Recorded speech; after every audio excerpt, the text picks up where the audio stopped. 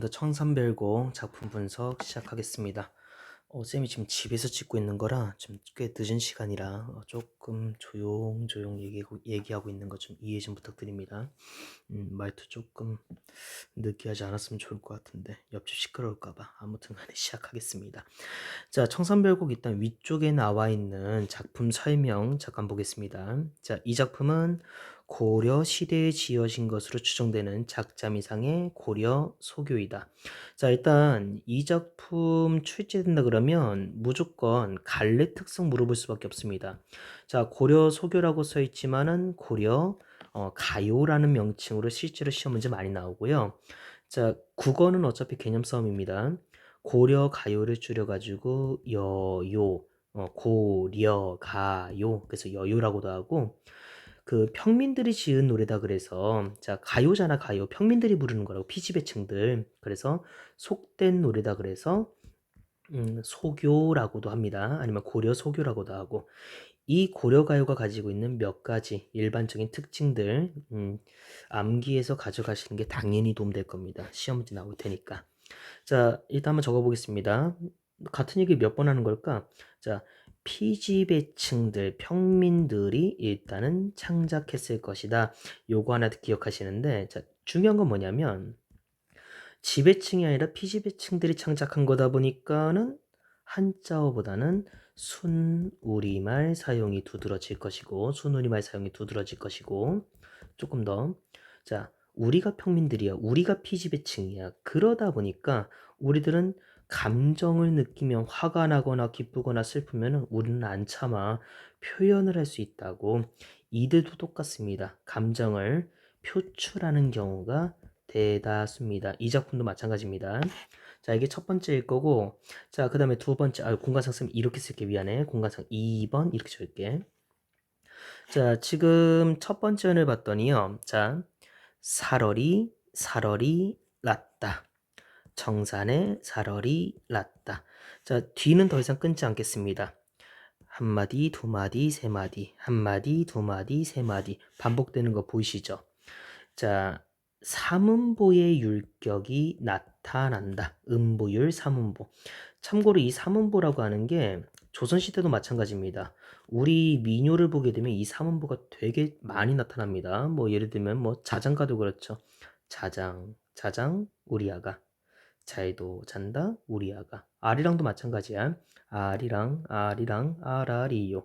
참고로 우리 교과서에 정선아리랑도 그 나와 있습니다. 뭐 시험 범위는 뭐 들어가려나 모르겠긴 한데 아무튼 자, 그래서 민요적인 율격, 민요적인 운율이 나타난다. 전제 깔아주시고, 자, 본문을 봤더니만은 첫 번째 연, 두 번째 연 같이 한번 좀 적어보자고. 자, 세 번째 연, 네 번째 연 그냥 숫자만 쓸걸. 자, 다섯 번째 연 조금 더 볼까?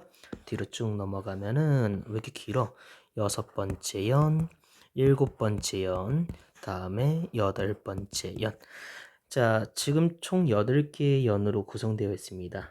지금처럼 연이 나눠져 있는 거를 분연체라고 얘기하는데, 자, 용어가 조금 혼용이 됩니다. 다른 용어가 있습니다. 분연체 대신에 분절체 이렇게 시험 문제 낼 때도 있고, 아니면은 연이나 절 대신에 장, 그러니까 약간 챕터가 나눠진 느낌이다 그래서 분장체 이렇게 수업하시는 분들도 계시고, 아니면 그냥 용어 자체를 좀 섞어가지고 연장체 요렇게 시험 문제를 내는 경우도 있습니다. 어쨌든 결론은 단락이 나눠져 있다는 겁니다. 자, 안 끝났습니다. 4번 넘어가겠습니다. 4번을 봤더니 모듬연에 똑같은 글자가 반복되고 있습니다. 얄리얄리, 얄랑성, 얄라리, 얄라. 자, 끝부분에서 반복되고 있으니까 당연히 후렴구 요렇게 일단 정리를 하시면 되겠죠. 자, 근데 쌤 조금 더 잔소리 한번 해볼게. 지금 이 작품의 후렴구를 봤더니요, 얄리얄리 얄랑식 얄라얄라 딱 봐도 의미 있다 없다. 후렴구를 봤더니 이렇다 할 의미, 그러니까 해석이 안 됩니다. 해석이 되질 않습니다. 그러면 자, 의미를 갖고 있지 않기 때문에 이 후렴구가 어떠한 정서, 어떠한 상황, 어떠한 주제를 강조한다란 말 선택지에 나온다면 고민할 필요 없이 지우셔야 된다는 얘기예요. 왜? 뜻이 없으니까. 자, 그럼 얘는 무슨 기능을 수행하느냐? 후렴구가 가지고 있는 기본적인 기능 두 가지만 그냥 빨간색 쓸게요. 두 가지 한번 적어보겠습니다. 일단 첫 번째, 반복이 됐으니까 반복됐으면 당연히 운율을 형성한다 가시면 될 거고, 참고로 리듬감이 생겼으니까 흥이 높아질 겁니다. 저기 이거 놓치지 마 얘들아. 지금 이거 가요라 그랬어. 이거 노래야 노래. 시인데 지금은 시로 남아있는 건데 그 노래야. 그러니까 당연히 노래를 불렀으니까 운율 형성돼서 흥이 돋아난다 그 뜻이야. 그 다음에 두 번째로 가셔야 될 게 모든 연이 다 후렴구로 끝났으니까 이렇게 적어볼게요. 분연의 기능을 수행한다. 아무 뜻 없습니다. 분연, 연을 나누는 기능을 수행한다. 이렇게 이해하시면 될 것 같아요. 참고로 요 후렴구가 왜 존재하는가, 이 후렴구가 왜 흥을 높이는 기능 수행하는가, 이따가 맨 뒤에서 한번 정리하겠습니다. 자, 여기까지 됐으면 쌤은 이제 제목을 좀 볼 건데 혹시 해서 말씀드릴게요. 이 청산별곡 할 때 이 별곡, 자 우리가 서경별곡, 상산별곡 아니면은 관동별곡, 별곡 들어가는 작품들 꽤 많아. 그 뜻은 우리 정확히 갖고 갑시다. 정확한 뜻 갖고 갑시다. 이 별자가 구별되다 할 때 별자입니다. 다른 것과 구별되다 할 때 별자입니다. 자, 뭐와 구별되는 거냐? 그 중국의 우리나라 보게 되면 사대주의 그러잖아. 그렇잖아. 그러니까 우리는 약간 좀 중국의 문화를 되게 좀 섬기고 중시하고 그런 문화가 좀 있었잖아. 그치? 그 중국의 음악을요. 당악 혹은 송악 뭐 시대에 따라 좀 달라지는 게 있으니까 아무튼 그 중국의 음악과 구별되는 우리 고유의 노래다. 우리 노래다. 그래서 별곡이라고 부릅니다. 요거를 이별이라고 설명하시는 쌤들이 있긴 한데 모르겠어요. 그게 맞는지는 모르겠습니다. 쌤은 이게 정석으로 알고 있어요. 아무튼 계속 할게요. 청산과 관련된 별곡이다. 그냥 청산의 노래 이렇게 가시면 될 것 같아요. 자, 시험 출제 포인트 두 번째가 제목에서 이미 나왔습니다. 청산, 푸른 산이지, 그치? 자, 이 작품은 자연 공간이 작품에서 메인으로 등장을 합니다. 이 자연 공간이 작품 내에서 어떠한 기능, 어떠한 의미를 가지고 있는가, 요거를 좀 파악하는 거 상당히 좀 중시하셔야 될 것 같습니다. 본문 아직 안 들어갑니다. 위에 설명 다시 한번 볼게요. 자, 고려소교이다. 화자의 정서와 태도, 이거 정리할 거고요. 자, 다양한 해석의 가능성을 염두에 두라고 써 있죠. 이 작품 공부할 때 선배들이 그래서 고생을 합니다. 뭐 이미 학교 수업 들었겠지만은 이게 창작 시기가 하도 오래됐다 보니까 특정 부분의 해석이 여러 가지로 나와요. 근데 문제가 해석이 여러 가지가 되다 보니까는 이 화자의 성격이라든가 상황에 대한 설명도 좀 다양하게 좀 제시가 됩니다. 해서 조금 시간 걸리더라도 하나하나 좀 해석 이렇게 될 수 있다는 거 다 찝어가면서 정리를 하도록 하겠습니다. 자, 그럼 첫 번째 연부터 시작하겠습니다. 살얼이 살얼이 났다. 청산에 살을 났다. 자, 살얼이 났다라고 하는 요게요. 벌써부터 해석이 문제가 됩니다. 자, 왼쪽 볼까? 살얼이 났다를 봤더니 살리라, 살고 싶구나, 혹은 살았으면 좋았을 것을 이라고 좀 두 가지가 적혀 있습니다. 자, 해석이 뭐가 되든 간에 한 가지 변하지 않는 건 뭐가 있냐면 어쨌든 청산에 살리라. 내가 지금 청산에 살고 있지 않다는 얘기죠. 조금 더 볼까? 청산에 살았으면 좋았을 것을. 어쨌든 지금 나는 청산에 살고 있지 않다는 점은 똑같습니다. 즉, 이 청산은 현재 화자가 존재하고 있는 일상생활 공간과는 분리가 되어 있는 곳. 보통 여기를 그래서 세속, 우리가 살고 있는 인간 세상과는 다른 공간으로 보통 해석을 합니다. 그러면은 자, 살고 싶은 공간이니까 살았으면 좋았을 공간이니까 긍정이 될 것이고 이게 청산의 첫 번째 기능입니다. 첫 번째 의미입니다. 첫 번째, 그래서 청산은 탈속의 공간이다. 새 속에서 벗어난 탈속의 공간이다. 이렇게 정리하시면 될 것 같고 두 번째 가겠습니다. 좋은 곳이라며. 그러니까 이상적인 공간이다. 이렇게 가시면 될 것 같습니다. 자, 조금 더 가볼게. 멀위랑 머위랑 왜 우리 머위나물이라고 가끔 반찬 나오잖아. 쌤 개인적으로 나물 되게 좋아하는데 요즘에도 안 좋아하는 것 같대. 자, 아무튼 간에 머위랑 다래랑 먹고 다래라 그러면은 그 달래라고 하시는 쌤도 있고 아니면은 참다래라고 왜 키위 비슷하게 생긴 그 열매 있잖아. 키위 비슷한 거. 둘 중에 뭐가 맞는지는 모를 것 같습니다. 왜 시대가 너무 많이 흘렀기 때문에. 어쨌든 변화하지 않는 한 가지는 뭐가 있냐면 얘네들은 전부 다 비싼 거, 싼 거, 상당히 싼 거다. 물론 지금은 조금 비싸지만 옛날엔 그래서 소박한 삶과 관련된 거다.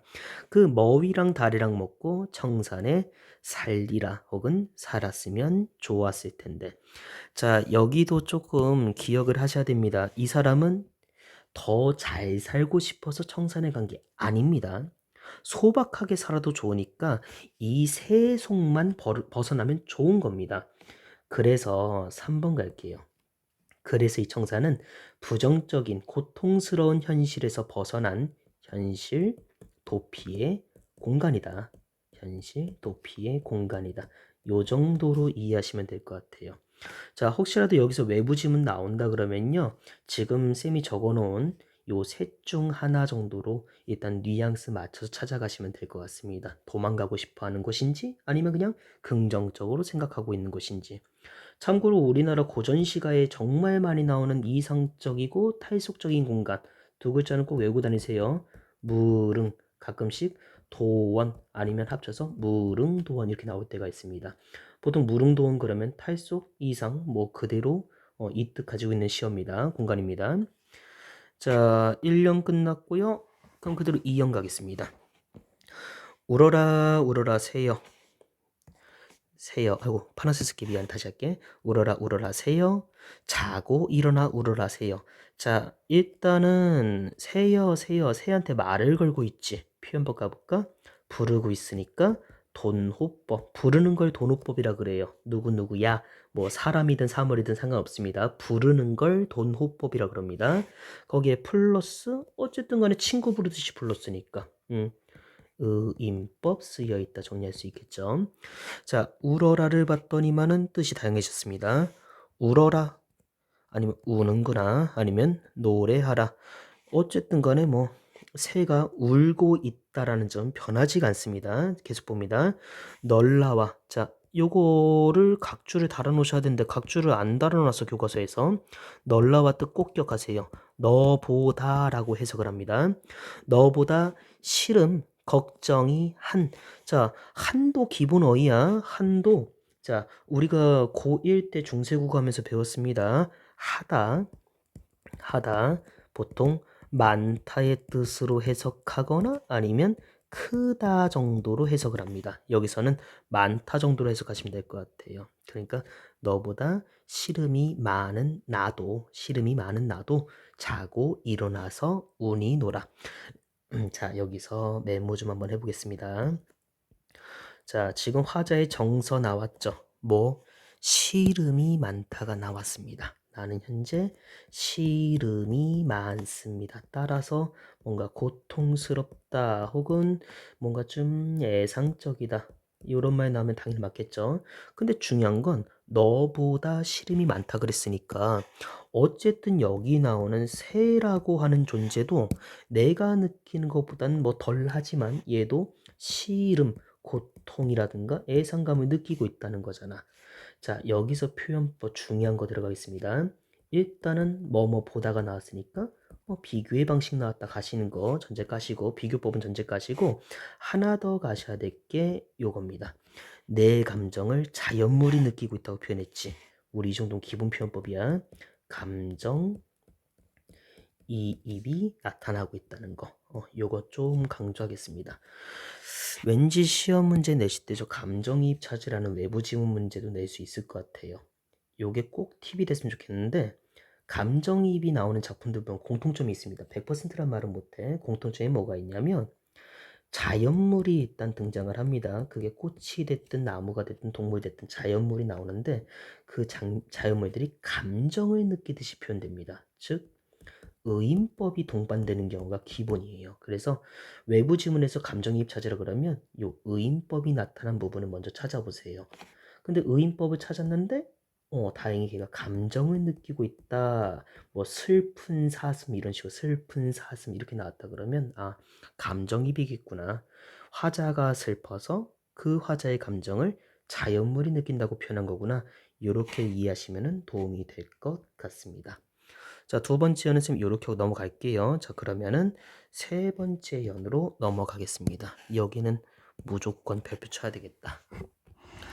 자, 무조건 별표 친 이유가요. 이 세 번째 연에서 해석 문제가 단독으로 많이 나옵니다. 자, 보겠습니다. 가던 새 본다. 물 아래로 워터 물 아래로 가던 새를 본다. 자, 문제가 되는 게 첫 번째 요 가던 새의 해석이 다양합니다. 자, 쌤은 아예 여기 옆에 여백에다가 적으면서 가볼게요. 자, 가던 새를요. 첫 번째가 있습니다. 지나가던 새로 해석할 때가 있습니다. 지나가던 새, 그러니까 bird, 진짜 동물 새 이렇게 볼 수가 있고, 자, 두 번째 이렇게 볼게. 왜 우리가 그 농사를 안 지어서 이 단어가 좀 입에 안 붙긴 한데 옛날 농사 지을 때 보면 중간중간 배고프니까 밥 먹잖아. 그거를 새참이라 그래. 새참. 그 새자야. 그러니까 갈던 논밭. 그래서 새참입니다. 논밭, 새에서 먹는 참, 그 식사, 그 갈던 논밭을 본다. 근데 우리 교과서를 봤더니만은 갈던 사례를 본다라고 써 있을 겁니다. 결국은 그 약간 농민의 모습이 나타난다. 그 정도로만 이해하시면 될 것 같아요. 자, 조금 더 볼게. 참, 요거까지 강조해야 되겠다. 물 아래로 가던 새라 그랬지. 지나가는 새라고 한다면은 뭐 얘가 물오리처럼 물속으로 잠수한 걸 본 걸 수도 있고 아니면은 날아가는 새가 물에 비친 걸 볼 수도 있는 거고 논밭이라 그런다면은 물 아래 노는 잠겨 있잖아. 물에 잠겨 있잖아. 그치? 그 물 아래 잠겨 있는 내가 갈던 논밭을 본다. 어쨌든 간에 화자의 시선이 아래를 향하고 있다는 거 이거 꼭 기억하세요. 아래를 향하고 있습니다. 좀 더 읽어볼게. 잉 묻은 장글란 가지고. 자, 요게 예전에 서답형 문제 나올 때는 애들이 요것 때문에 많이 틀렸었는데 잉 묻은 장기역 일랑 가지고 그 장기역의 일란이라고 하는 그 조사 붙은 겁니다. 자, 얘도 해석이 다양하게 될 것 같습니다. 왼쪽에 써 있긴 한데 생각에 다시 쓸게요. 자, 잉은 이끼라고 해석할 수도 있고 녹이라고도 왜 녹슬다 할 때 그 스테인 녹이라고도 해석되기도 합니다. 아무튼 그 이끼나 녹이 묻은 요 장기역의 해석이 여러 가지가 됩니다. 첫 번째 갈게요. 이끼가 묻은 장그 발음 좀 비슷한가? 창하고 좀 발음 비슷하지 않니? 그러니까 무기 정도로 일단 해석을 할 수가 있고요. 파란색이 좀 잘 안 보일 것 같은데 다음 두 번째 갈게요. 다음 이끼가 묻은 장기 아까 갈던 논밭으로 해석할 수 있다 그랬잖아. 쟁기 왜 우리 농사 지을 때 땅 가는 거 밭 가는 거 쟁기 아니면 3번 그 우리가 그 옛날 사극 같은 거 보면 양반과 선비들이라든가 아니면 양반과 그 아녀자들이 조그마한 칼 품에다 품고 다니는 거 있지. 왜 우리가 소위 은장도라고 부르는 거. 그렇지. 그러니까 은장도로 해석하기도 합니다. 중요한 건 뭐냐면 이 소재가 무엇으로 해석되느냐에 따라서 화자의 성격이 달라지게 됩니다. 자, 아까 시선 꼭 기억해. 시선이 아래를 향하고 있다 그랬어. 자, 만약에 이거를 무기로 보자. 이끼가 묻은 무기를 가지고 물 아래 가던 새를 보고 있다는 거잖아. 군인일 거야, 그치? 무기 들고 있으니까. 근데 군인이 걸어가고 있는 게 아니야. 아래를 가만히 바라보고 있는 거야. 걸어가는 것도 아니야. 가만히 바라보고 있는 거야. 힘이 있는 모습, 힘이 빠진 모습.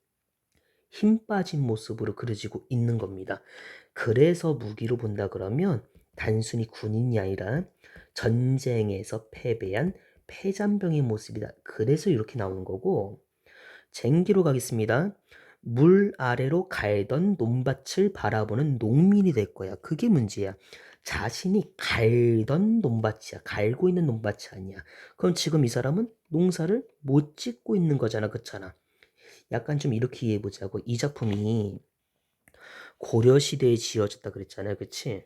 자, 고려 후기 넘어가게 되면은 막 무신 정권부터 시작해서 원간섭기부터 시작해서 일단 역사적으로 상당히 혼란스럽고 백성들 입장에서 상당히 고통스러운 시간이 쭉 이어지게 됩니다. 농민들 마찬가지일 거야. 평온하게 그냥 농사 짓고 살고 싶어도 시대적인 상황 때문에 그러지를 못했을 거라고. 자, 지금 이렇게 상상하는 거야. 그러니까 농민이 내가 살던 고향 마을에 살 수가 없어. 현실이 너무 고통스러우니까, 막 혼란스러우니까. 그러니까 떠나야 되는 거야. 그러니까는 이끼가 묻은 쟁기, 심지어 이끼가 묻어도 그랬으니까 농사도 제대로 못 지었던 거네, 그치? 이끼가 묻은 쟁기를 가지고 떠나다가 내가 갈던 논밭을 가만히 바라보는 거야. 미련 남은 거지. 무슨 말인지 이해하셨죠? 그래서 고향을 떠날 수밖에 없는 농민, 유랑민의 모습이 나타난다. 이렇게 시험 문제 나올 겁니다. 자, 그 다음에 세 번째 응장도 가겠습니다. 여기가 해석이 조금 두 가지 다시 나눠지게 돼요. 아까 쌤이 은장도를 이렇게 얘기했지. 선비들이 아니면은 양반가의 여성들이 들고 다니던 조그마한 칼이라고 그랬잖아. 그렇잖아. 참고로 선비들 같은 경우는 그 칼을 왜 품에다 품고 다니냐? 자살용입니다. 내 지주와 절개, 내 신념을 굽혀야 되는 상황이 되면은 칼로 가시려고. 여성들 같은 경우 마찬가지. 정절을 지키기 위해서 그걸 갖고 다닌다 그래요. 칼을 들고 있는 선비라고 볼까? 아까 고려 후기 얘기했었지, 그치? 이 시기가 되면은 많은 선비들이 개혁을 시도합니다. 하지만 그 개혁은 성공하지를 못했습니다. 개혁에 실패한 지식인의 모습으로도 해석될 것이고, 여성이라 그런다면은 좀 무서운 그림 됐어. 칼 들고 물을 가만히 바라보는 거야. 그래서 보통 이렇게 설명을 합니다. 실연을 당한, 사랑에 실패한 여인의 모습이 그려지고 있는 거다. 요렇게도 해석이 됩니다. 되셨습니까? 자, 지금 다시 강조할게요. 요 해석 다양하다는 거 꼭 외워주시는데 중요한 거는 뒤에 나온 요 화자의 성격이 달라진다는 겁니다. 아, 참, 그리고 참 이 얘기 빼먹을 뻔했네. 화자가 누가 되든 간에 요 아래를 바라본다라고 하는 것은 떠나거나 뭔가 실천하지 못하는 그러한 무기력한 모습으로 볼 수가 있습니다. 그래서 시험 문제에서 화자가 누가 됐든 간에 뭐 패잔병이든 유란민이든 지식인이든 여인이든 누가 됐든 간에 이들은 현실에 대한 미련을 나타내고 있는 거다. 왜? 움직이지 못하고 아래를 바라보고 있으니까. 이해하셨습니까? 예, 그럼 쌤은 네 번째 연 넘어가겠습니다. 말이 좀 길어지네. 사연 볼게. 일인공 결인공 하야. 이리저리 하여서 이렇게 저렇게 하여서 낮은 진에 왔는데 데이 데이 낮은 진에 왔는데 오리도 가리도 없음. 얘들아 중세국어야. 옛날 국어는 이어 적기가 기본이지 그치? 그러니까 올 사람도 갈 사람도 없는 밤은 또 어찌 하겠는가. 자, 여기서 함정으로 많이 나오는 게 정해져 있어요. 자, 낮은 어찌 지내왔는데 왜 잘못 썼다. 줄기 어디 갔어? 낮은 이거 분명 태블릿 내 건데 왜 이렇게 손이 안 익을까? 미안해. 낮은 어찌 지내왔는데 밤은 또 어찌 하겠는가 나왔어. 자, 얘들아 시간 보자. 낮하고 밤이니까 낮이랑 밤이니까 당연히 시간적으로 얘네들은 대비가 되는 게 맞습니다. 다시 시간을 놓고 보면 대비가 되는 게 당연히 맞습니다. 밝을 때고 어두울 때니까 그치? 근데 문제가 되는 건 뭐냐? 이 시어의 속성, 의미로 들어가게 되면은 설명이 좀 달라지게 돼요. 낮은 긍정이냐 부정이냐? 당연히 부정 가셔야 돼요. 왜? 낮은 이렇게 저렇게 해서 어찌어찌 보낸 시간이야. 지낸 시간이야. 따라서 이 낮은 고독과 고단한 시간이야. 무슨 말인지 있지? 근데 문제가 되니까 밤이 됐어. 밤도 부정이네. 올 사람도 갈 사람도 없어. 여기도 고독의 시간입니다. 자, 달라지는 건 요거밖에 없습니다. 낮보다 밤이 더 고독이 심화되었겠지. 무슨 말인지 했죠? 그래서 고독이 심해진 것이지 긍정이고 부정이고 그런 건 아닙니다. 다시 시간은 대비지만 의미에선 대비가 아닙니다. 꼭 기억하세요. 자, 그 상황에서 오연으로 넘어가겠습니다. 어디로 던지던 돌인가? 누리라. 누구를 맞히려던 돌인가? 자, 지금 여기 봤더니 돌이라는 시어가 나왔습니다. 왠지 화자가 돌 맞았나 봐. 그치? 부정 표시할게요. 자, 어쨌든 돌을 맞았으니까는 이 돌은 화자에게 시련을 주는 것이고 고통을 주는 것이고, 그쵸? 자, 근데 이게 그 시험지를 쌤이 쭉 분석해 보니까 조금 추상적인 표현이 좀 달라붙습니다. 무슨 말이냐?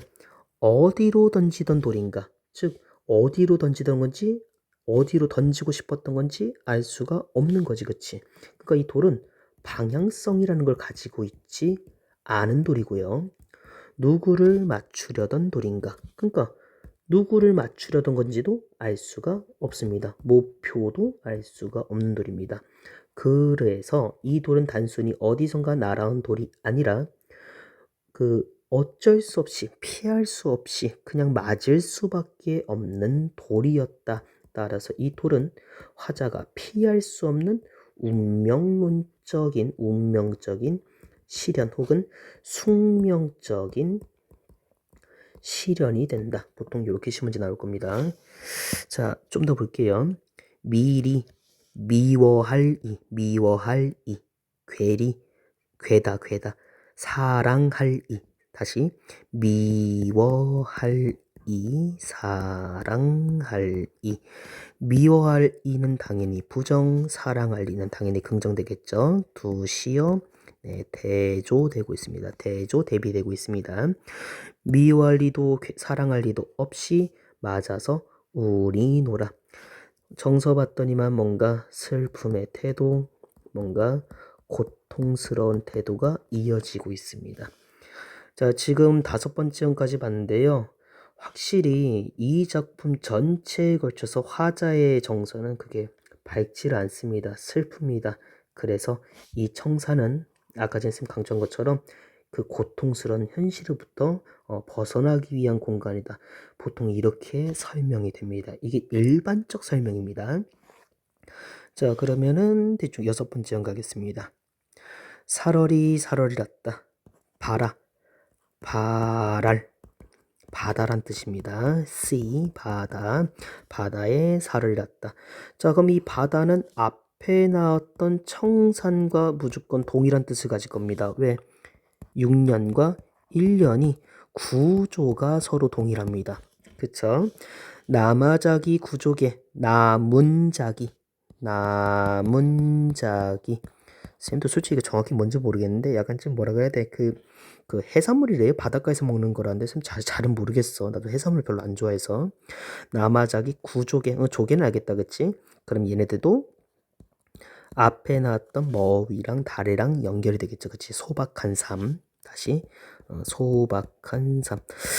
아, 제발 이딴 문제 안 나왔으면, 아이고 미안해, 발전 사살할게. 이런 문제 안 나왔으면 좋겠는데 그 소박한 삶과 관련된 한자 성어들, 국어 시험은 내신 등급 가려야 되니까 꼭 이런 거네. 소박한 삶과 관련해서 한자 성어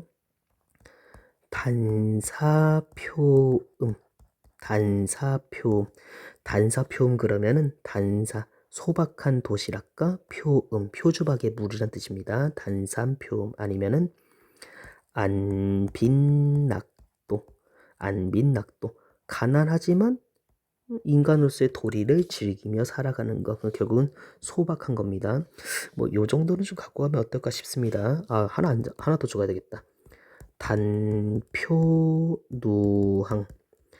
단표는 앞에 나왔던 단사표음의 줄임말입니다. 소박한 식사란 뜻이고, 누항은 가난한 이들의 거리, 가난한 사람들의 거리 뜻입니다. 그러니까 소박하게 먹으면서 그냥 가난하게 사는 거, 요 정도 일단 갖고 가시면 좋을 것 같아. 아무튼 그 나마자기 구조개랑 먹고 바다에 살얼이랐다. 넘어가겠습니다. 같은 이 반복이라. 자, 요 7번째 연도 별표 치겠습니다. 해석이 좀 다양해지는 부분이라. 가다가 들어오라. 들었다. hear, H-E-A-R 맞는지 모르겠다. 들었다. 애정지, 외딴 부엌에 가다가, 외딴 부엌에 가다가 들었다.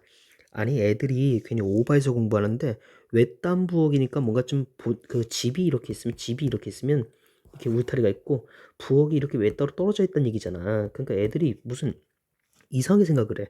요 외딴 부엌이 속세에서 벗어난 공간이다. 이렇게 시험 문제가 나오면 맞다고 생각하는 애들이 있어. 당연히 아닙니다. 여기도 속세입니다. 얘가 살고 있는 현실이잖아. 지금 청산바다가 아니잖아. 이해했지? 아무튼 그 외딴 부엌을 가다가 뭔가를 들었대요.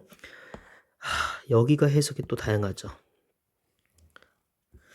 사슴이 짐대, 장대에 올라가서, 장대, 긴 막대기에 올라가서 해금, 아낍니다. 해금을, 혀거를, 켜는 것을, 왜 우리가 바이올린 같은 거 왜 킨다라고 표현하죠, 그치? 그러니까 연주하는 것을 들었다, 이렇게 해석되는데, 사슴이 장대에서 해금 연주한다가 무슨 뜻이냐 가지고 뜻이 어마어마하게 많아요. 근데 그 중에서 쌤 일단 시험 문제로 쌤이 봤던 거, 쌤 경험에 맞춰서 시험 문제로 나왔던 것만 적어 보겠습니다. 자, 첫 번째 가겠습니다. 자, 일단 첫 번째로 어떻게 설명하냐면 이 사슴, 진짜 사슴이야. 진짜 리얼 사슴이야. 자, 그러면 생각을 해봐. 이게 지금 현실적인 모습이야? 비현실적인 모습이야? 너무나 비현실적인 모습이 돼. 즉, 화자가 환영을 보고 있다. 이렇게 하는 경우가 있습니다. 자, 이 환영을 보고 있다는 것도 설명이 조금 갈라집니다. 첫 번째 가겠습니다. 이 사람 뒤에 보면 설진강수 술 나오거든요. 이따 정리할 거야. 술을 먹었다는 전제를 한번 깔아볼게. 얼마나 힘이 되면 이 사람이 환영이 보일 정도로 술을 먹었겠냐, 그렇잖아. 즉, 그만큼 화자가 고통스러운 처지에 있다는 것을 표현하기 위해서 환영을 보고 있는 거다라고 이렇게 표현했다 수업하는 경우도 있고, 두 번째는 어떤 경우가 있냐면 사슴이 악기를 연주하고 있잖아. 이거 상당히 동화적인 상황이야, 그치? 동화에서 나오는 그런 상황이야. 그래서 이렇게 얘기를 할 때도 있어요. 동화에 나오는 그러한 평화롭고 아름다운 분위기가 현실에서도 실현됐으면 하는데 그러지를 못하잖아. 그러니까 이 사람은 너무 간절하게 그런 동화적인 상상들을 막 펼치고 있는 거야. 아주 간절하게. 그래서 기적이 일어나길, 정리할게요. 기적이 일어나길 바라는 화자의 태도가 나타난 거다. 이렇게 할 때가 있습니다. 참고로 요 해석을 쌤이 강조할 수밖에 없는 게 요 해석이 몇 년 전에 얼마 전에 수능 특강 고3 아이들 보는 수능 특강에 나와 있던 해석이었습니다. 자, 이게 첫 번째가 될 것이고, 자, 두 번째로 넘어가겠습니다. 자, 조금 이제 현실적으로 갑니다. 여기 나온 사슴은 진짜 사슴이 아닌 겁니다. 그럼 뭐냐? 사람입니다. 사람이요. 사람이 사슴탈을 쓰고 장대에 올라가서 악기 연주하고 있는 거야. 그럼 서커스네. 그냥 서커스를 본 거야. 서커스를. 그래서 요 사슴장들을 광대에 공연을 보고 있다라고 수업을 할 때가 있습니다. 자, 만약에 이렇게 해석이 된다 그러면 우린 포인트를 여기다 잡아야 돼요. 아니, 뻔하잖아. 광대들은 웃으면서 관객들을 웃기려고 막 공연을 할 건데 문제는 뭐냐? 앞에 쭉 나왔잖아. 화자는 지금 상당히 고통스러운 상황에 놓여 있잖아. 이 대조를 통해서 화자의 고통이 부각되고 있다. 이렇게도 일단 설명을 합니다. 하고 세 번째 넘어가겠습니다. 어쩌면은 두 번째 해석이랑 같은 맥락일 수 있는데 개인적으로 그나마 이게 좀 신뢰성이 좀 있다고 생각은 해요. 물론 좀 허무하긴 한데 우리 교과서에 이렇게 써 있어. 사람이의 오기 오타라고 오타. 다시 원래 사람이 이렇게 써야 되는 건데 그 사람 휴먼 이 뜻으로 봐야 되는 건데 오타난 거다. 이유는 쌤이 이따 적어드릴 건데 이 작품이 문자로 기록된 게 조선시대에 들어가서입니다. 그러니까 그때 막 활자 막 찍어내는 과정에서 실수가 있었을 거라는 거야. 이게 사람이라고 본다면 이것도 결국 아까 두 번째 해석했던 거 광대로 볼 수가 있을 겁니다. 되셨습니까? 그럼 뒤에 효과 똑같겠죠? 화자의 고통을 부각하는 거다. 됐습니까? 이 밖에도 여러 가지 해석이 있는데 여기서는 이 정도로만 얘기할게요. 자, 마지막 8번째 가겠습니다.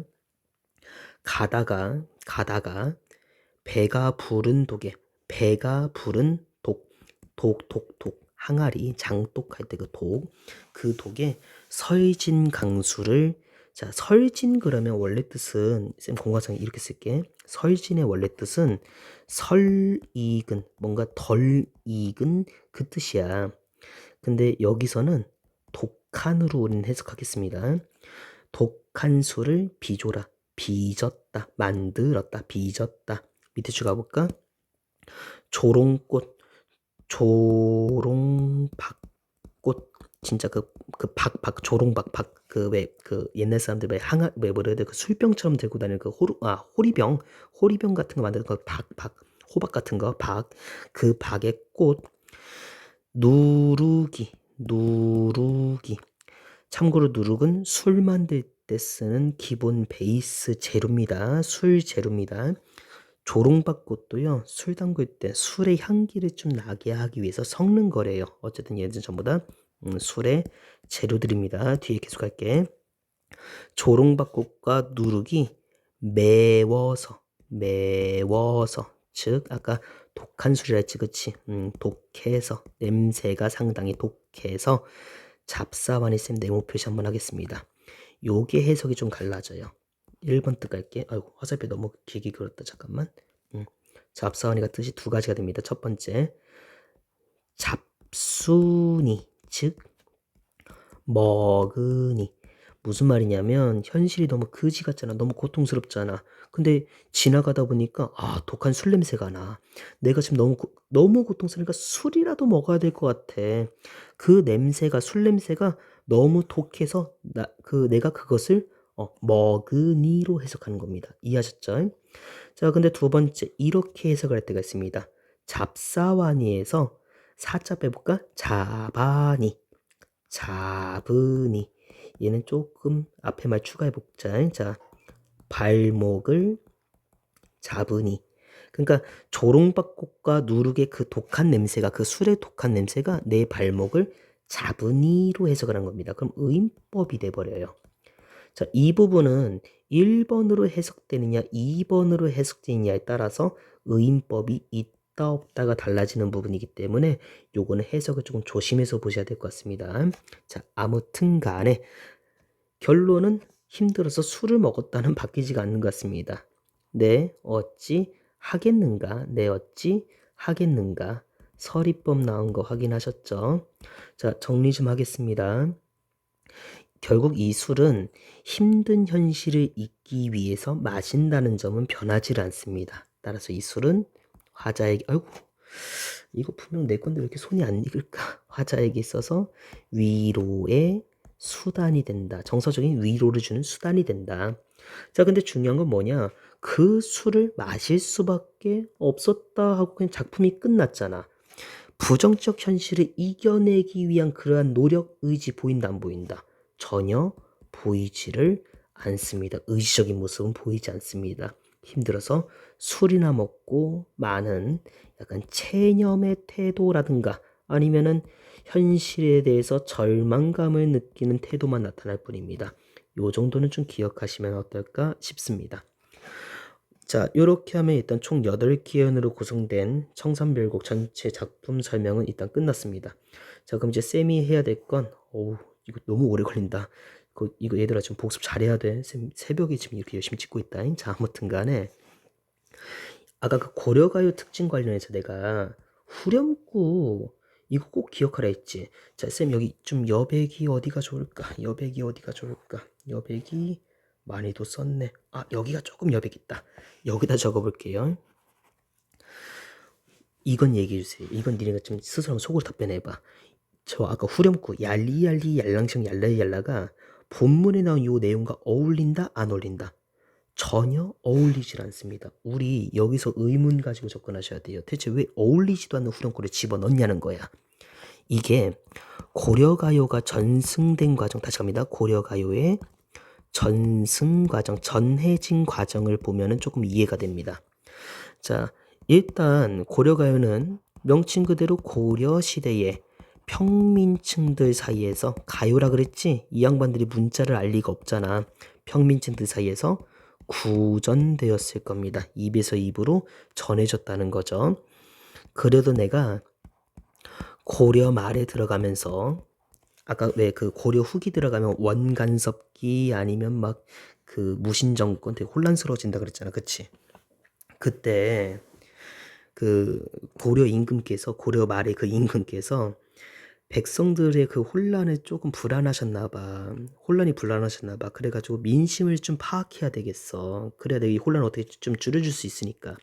민심을 파악하기 위해서 이 임금이 뭐를 하냐? 전국에서 불리고 있는 민요들을 수집을 해요. 그래서 우리가 지금 고려가요를 보고 있는 거야.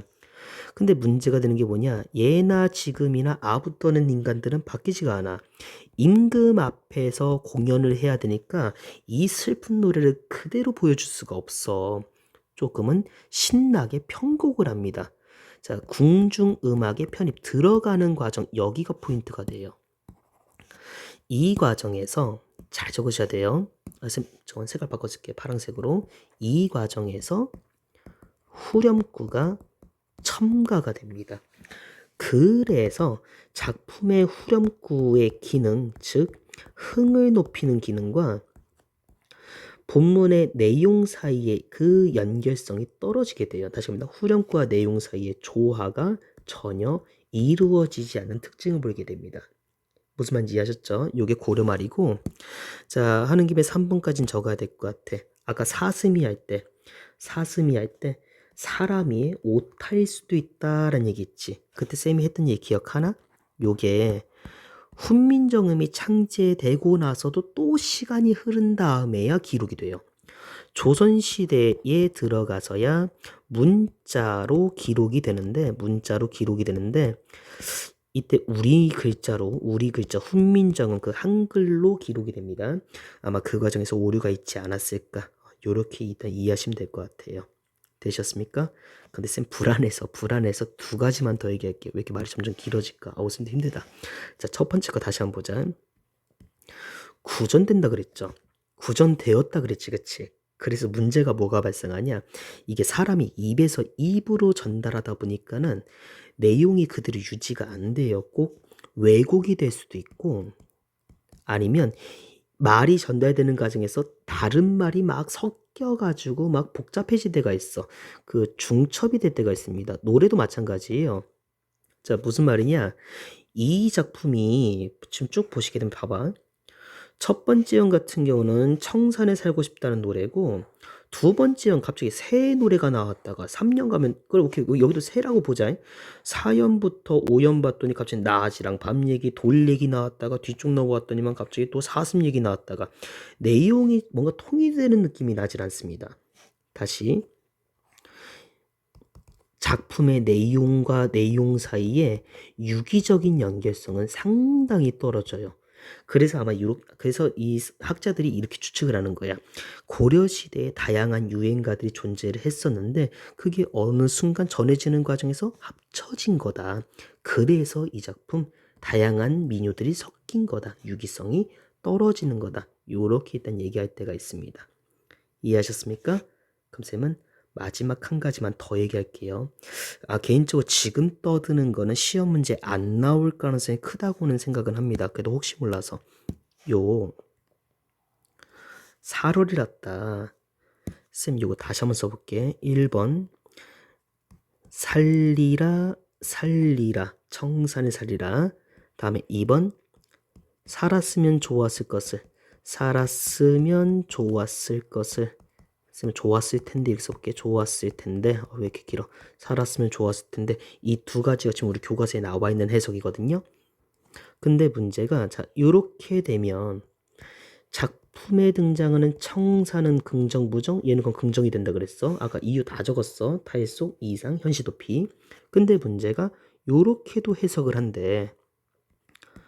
살고 있노라. 살고 있노라. 청산에 살고 있노라. 머위랑 다리랑 먹고 청산에 살고 있노라. 그러면 지금까지 했던 모든 내용이 다 뒤집혀요. 무슨 말이냐면 살고 있노라. 그럼 청산은 현재 화자가 살아가는 삶의 공간으로 의미가 바뀌어버리게 됩니다. 근데 문제가 이 화자의 현재 모습이 우리가 읽었던 이만큼이야. 이만큼이야, 이만큼.